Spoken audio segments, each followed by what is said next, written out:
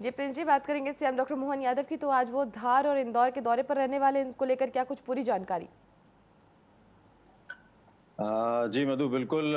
आज मुख्यमंत्री डॉक्टर मोहन यादव के कार्यक्रमों पर अगर एक नज़र डालें तो अभी वो एक समीक्षा बैठक करेंगे मंत्रालय में और उसके बाद वो इंदौर के लिए निकलेंगे और इंदौर में स्थानीय जो कार्यक्रम है उनमें भाग लेंगे। उसके बाद धार निकलेंगे, पोषण आहार कार्यक्रम में भाग लेंगे, स्थानीय अन्य कार्यक्रमों में भाग लेंगे और देर शाम भोपाल लौट आएंगे।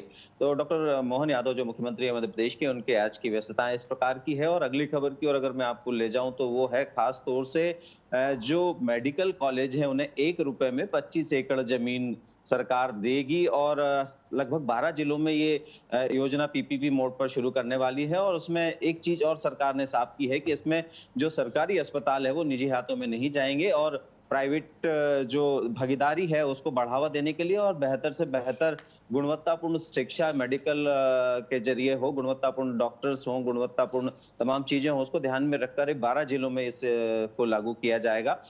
उसके अलावा मैं अगली खबर की ओर अगर आपको ले चलूं तो प्रधानमंत्री मोदी और अमित शाह और नितिन गडकरी, 3 लोग मध्य प्रदेश के दौरे पर अभी अप्रैल में रहने वाले हैं। 10 तारीख को नितिन गडकरी आने वाले हैं और 11 तारीख को प्रधानमंत्री मोदी आने वाले हैं ईसागढ़। उसके बाद 13 और 17 तारीख को अमित शाह का दौरा है और सहकारिता की बैठक करेंगे और तमाम तरह के अनुबंध पर हस्ताक्षर भी होंगे। तो इन 3 बड़े नेताओं का खासतौर से प्रधानमंत्री, गृह मंत्री और केंद्रीय कैबिनेट मंत्री गडकरी का मध्य प्रदेश दौरा है।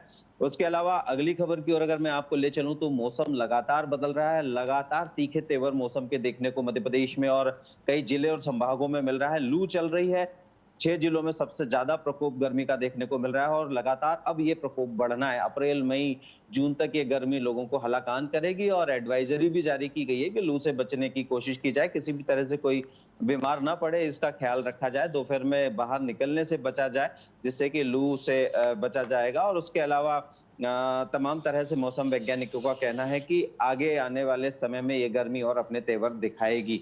उसके अलावा अगली एक और खबर की ओर अगर मैं आपको ले जाऊं तो वो है खास तौर से अनुदान को लेकर है। अनुदान जो कैबिनेट बैठक हुई उसमें गो पालन को लेकर अनुदान राशि बढ़ाई गई है। एक गाय भैंस पर लगभग 20 रुपए से 40 रुपए अनुदान राशि की गई है और गौशालाएं खोलने वालों को 25 गाय या भैंस रखनी होगी जिसके चलते उनको अनुदान मिलेगा।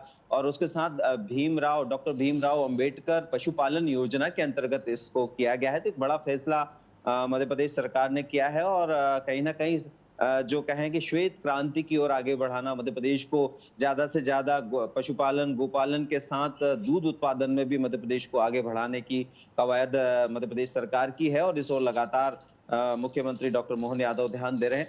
उसके अलावा एक और खबर की ओर मैं आपको ले चलूं तो पूरी कैबिनेट के साथ मुख्यमंत्री डॉक्टर मोहन यादव दिल्ली में महानाट्य विक्रमोत्सव के अंतर्गत देखेंगे। लाल किले पर प्रस्तुत होने वाले इस महानाट्य को 13 अप्रैल को कैबिनेट के मंत्रियों को भी उन्होंने आमंत्रित किया है और निश्चित तौर पर कहीं ना कहीं सुशासन और नीति की बात करने वाली मध्य प्रदेश सरकार के लिए विक्रमादित्य की जो शासन नीति है वो कहीं ना कहीं एक मील का पत्थर साबित होती है और कहीं ना कहीं उनसे सीखने वाली बातें होती है कि राजा विक्रमादित्य किस तरह से अपने शासन को पारदर्शिता के साथ चलाते थे, न्याय करते थे और कहीं ना कहीं न्यायप्रिय राजा के तौर पर जाने जाते थे। चूंकि मुख्यमंत्री डॉक्टर मोहन यादव भी उज्जैन से आते हैं और निश्चित तौर पर कहीं ना कहीं उनका एक विशेष लगाव अपने शहर और वहाँ के इतिहास और परंपरा और संस्कृति से है और खासतौर से राजा विक्रमादित्य और महाकाल की नगरी है।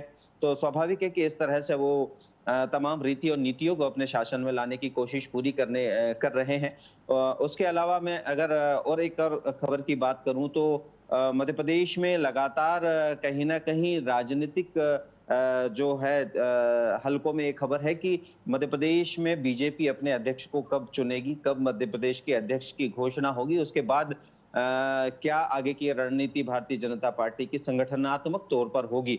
तो इसको लेकर भी अभी जो कयास लगाए जा रहे हैं उस पर जल्द ही पर्दा उठने वाला है और मध्य प्रदेश बीजेपी को एक नया अध्यक्ष मिलेगा। रोज इस बारे में हम चर्चा करते हैं, नई नई बातें आती, नए कयास लगाए जाते हैं कि कौन होगा, कैसा होगा, कौन व्यक्ति होगा जो किस कम्युनिटी से होगा। आगे जाके 28-29 के चुनाव को ध्यान में रखकर भारतीय जनता पार्टी किस तरह से आगे बढ़ेगी। उसी तरह कांग्रेस भी लगातार अपने संगठनात्मक ढांचे को लगातार अपग्रेड कर रही है। रूट लेवल से लेकर टॉप से लेकर बॉटम तक तमाम पदाधिकारियों की नियुक्ति और उसमें कहीं ना कहीं परिवर्तन करती जा रही है। जी मधु। जी प्रिंस जी, तमाम जानकारियों के लिए आपका बहुत बहुत धन्यवाद। चलिए अब सीधा रुख कर लेते हैं लखनऊ का, जहाँ से हमारे सहयोगी